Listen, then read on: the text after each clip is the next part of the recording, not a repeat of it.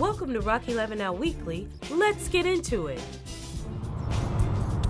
The city opposes the taking of residences, businesses, or city infrastructure, or the removal of sound barriers as part of proposed improvements to Interstates 270 and 495. We absolutely made it clear that we oppose any taking of homes, of private property, of city buildings. We asked for it in writing. I do feel that we have the word of the governor, we have the word of Secretary Ron. I'm hoping that that will continue to stand. In fact, the State Transportation Secretary, Pete K. Ron, said, quote, "The state's plan does not include acquiring private property or removing sound barriers because of the expense." And Governor Larry Hogan also supported the idea of not taking homes in a press conference earlier this month. The part of the plan that affects Rockville residents and businesses is the I-495 and I-270 Public-Private Partnership, or P3 program, that includes improvements for over 70 miles of interstate.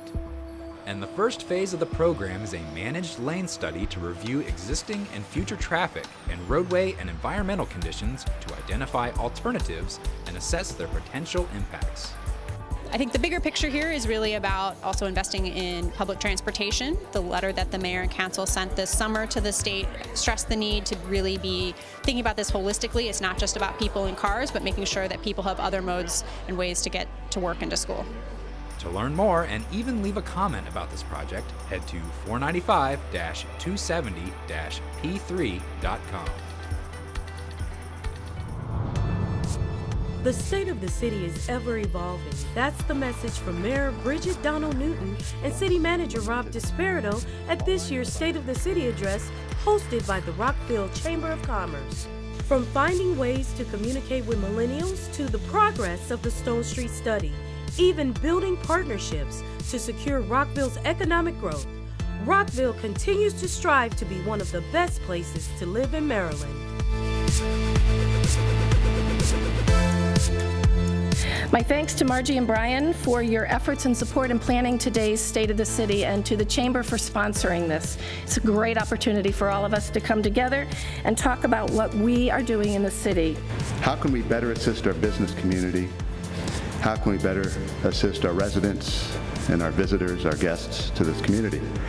That is the question that the mayor and council and my staff are constantly asking ourselves.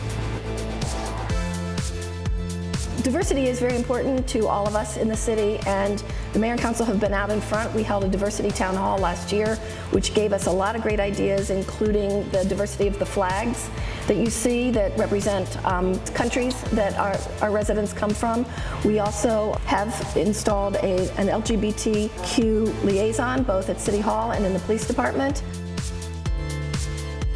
The arts in general, and particularly from my own experience in other cities, other states, has proven, not just suspected, but been proven to be, in numerous places, a bona fide economic driver.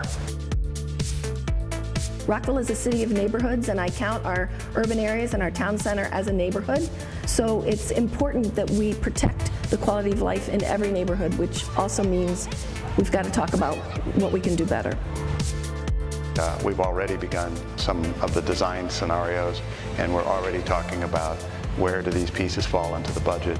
We want to make an action plan to implement this study, which was the result of numerous neighborhood meetings that were hosted. And I got to tell you, it's one of the things that really, really impressed me about the community was the level of engagement. And it was just a great process to watch.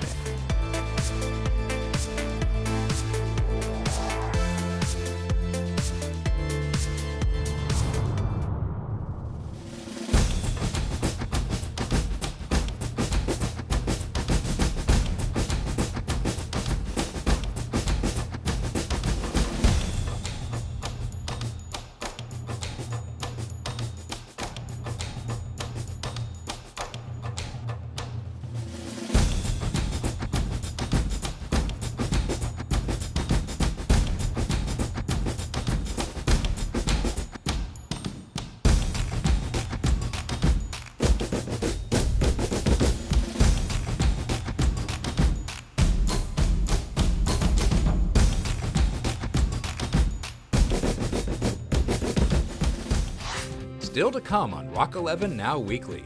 Just because plastic bags are reusable doesn't make them recyclable. We're going to tell you why right after this.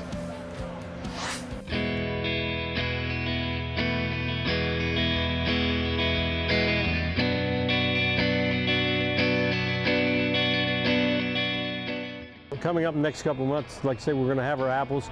We'll be getting into our winter squashes. We'll have pumpkins and gourds, and also we'll get back into some of our fall vegetables, cauliflower, and maybe some lettuce and things like that. Honeycrisp will be ready here in about 3 weeks. It's one of the first real popular eating apples for the season. They take a lot of calcium, and a lot of times they'll spot, and you'll lose, well, maybe a third of them. That's what makes them so expensive. Even for the packers, in the grocery stores, they all have that's why they're so expensive.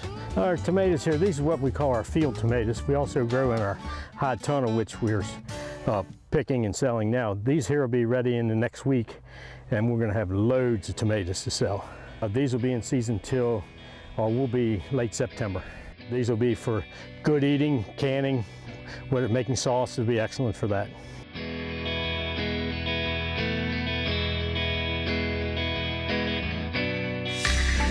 Did you know that plastic bags aren't the only things not allowed in the city's recycling carts? Along with plastic bags, garden hoses and clothes are also prohibited.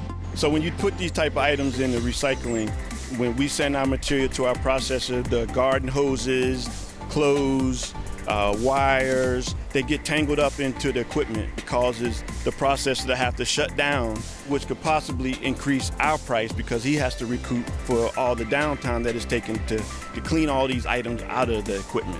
Remember, what you recycle in Rockville helps contribute to a healthier environment. Rockville is a city that prides itself in taking care of the environment.